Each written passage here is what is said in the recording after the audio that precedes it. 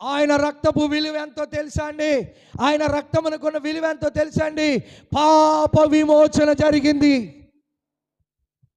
ఒకప్పుడు మనం బానిసలం, ఒకప్పుడు మనం ఐగుప్తు సంబంధించిన వారం, ఒకప్పుడు మనం చీకటి సంబంధించిన వారం, ఒకప్పుడు మనం నలిగిన స్థితికి సంబంధించిన వారం. అలాంటి మనలను పాప విమోచన చేసి నలిగిన చీకటి స్థితిలో నుండి వెలుగులోనికి నడిపించి,